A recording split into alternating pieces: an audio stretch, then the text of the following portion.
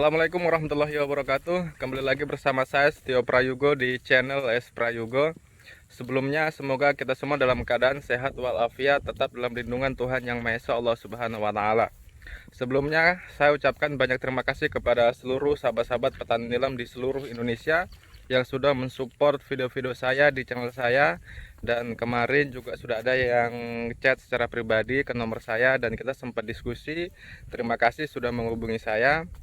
Yang pastinya mari kita terus mengasah pengalaman kita, ilmu kita terkait soal bagaimana membudidaya tanaman nilam untuk menghasilkan minyak atsiri nilam yang berkualitas. Nah, baik, hari ini saya lagi berada di kebun nilam saya yang kemarin sempat saya perlihatkan pada saat proses penanaman, dan hari ini saya akan perlihatkan beberapa tanaman saya yang sudah selesai kita lakukan proses penanaman, dan ada berapa yang kita sudah buka cepuknya. Dan agenda saya pada hari ini akan membuka cepuk di berapa berapa jalur yang itu kemarin sudah sekitar 15 hari lebih kita belum buka cepuknya, karena kemarin kita mau lakukan proses penyemprotan karena berhubung cuaca juga kurang bagus, sehingga kami belum melakukan proses buka cepuk sebelum dilakukan proses penyemprotan. Baik, mari kita lihat bagaimana tanaman saya yang sudah ditanam dan dibuka cepuknya, dan bagaimana tanaman saya yang masih belum dibuka cepuknya.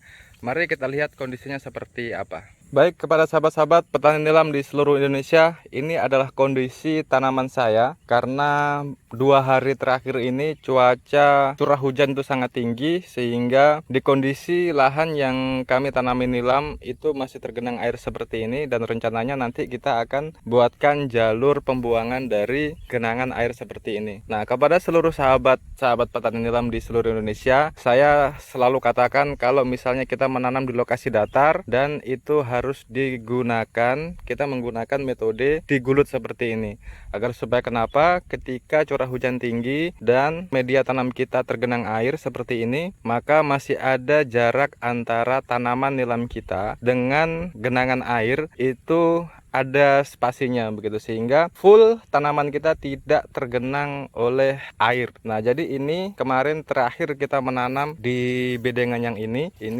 tanaman terakhir kita, dan masih sekitar setengah lebih yang belum kita buka cepuknya. Jadi hingga sana itu sahabat-sahabat semua nanti kita akan lihat. Dan untuk kondisi lahan saya yang ditanami nilam kurang lebih sekitar setengah hektar lebih. Nah, ini adalah tanaman yang sudah dibuka cepuknya. Kemarin kita ekstrim ya, kita mau uji coba bagaimana proses pengendalian rumput ya. Kita mau tes menyemprotkan menggunakan rompas ya. Ini terlihat rumputnya sangat tebal sekali, sahabat-sahabat semua kita bisa lihat. Nah, jadi kalau untuk tanamannya sendiri alhamdulillah ini 90% untuk jalur ini itu hidup sepenuhnya, dan tetapi rumputnya juga ya lumayan, sehingga nanti rumputnya ini kita akan menyemprot menggunakan rompas gitu. Nah, kemarin sudah ada beberapa yang kita semprotkan menggunakan rompas, rumputnya mati tetapi nilamnya tidak mati. Nah, nanti kita akan uji coba secara full satu jalur ini, mulai dari ujung sana hingga di ujung sana kita akan menggunakan rompas, dan bagaimana nanti hasilnya bisa saya informasikan kepada sahabat-sahabat semua, dan bisa menjadi contoh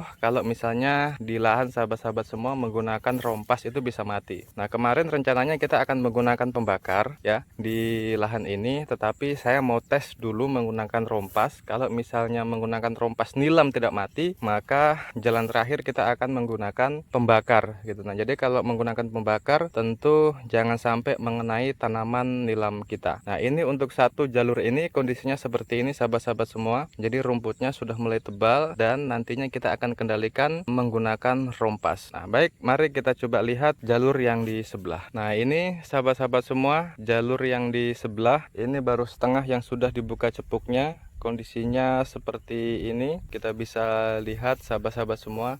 Jadi ini kemarin yang kita semprotkan menggunakan rompas ya. ini proses mati rumputnya seperti ini ya. Masih ada beberapa rumput yang hidup seperti lulangan ini masih hidup, karena memang jenis lulangan ini sangat sulit untuk dibunuh, tetapi minimal dia mulai menguning dan proses pertumbuhan rumputnya jelas terhambat, sehingga masih ada waktu untuk tanaman nilam kita untuk hidup dan membentuk tunas baru, sehingga nantinya akan mencegah proses pertumbuhan rumputnya. Nah, jadi ini adalah jalur kedua ya, mulai dari ujung sana yang sudah dibuka cepuknya hingga di ujung sana yang masih belum terbuka cepuknya. Nah, untuk yang di sebelah ini kemarin memang kita masih belum melakukan proses buka cepuk karena kita masih belum sempat menyemprot rumputnya, sehingga nanti kita akan semprot dulu rumputnya dan kita akan lakukan proses buka cepuknya. Nah, jadi seperti ini sahabat-sahabat semua, genangan airnya cukup lumayan. Nanti ini akan kita buatkan jalur pembuangan agar supaya bedengan kita tidak tergenang air seperti ini. Nah, jadi ini yang kita masih mau semprotkan lagi. Ini jalur ketiga sahabat-sahabat semua. Nah, untuk jalur keempatnya kita sudah buka cepuk dan kita juga sudah lakukan proses penyemprotan. Kondisinya seperti ini, kita bisa lihat semua sahabat-sahabat, alhamdulillah dia tumbuh ya. Jadi tumbuhnya ini daunnya masih memerah karena nantinya dia akan menghijau ketika sudah muncul tunas baru dari tanaman nilam kita. Nah, jadi yang merah-merah ini, daun yang merah-merah ini adalah bekas bawaan ya dari pada saat kita mengambil bibit kemarin.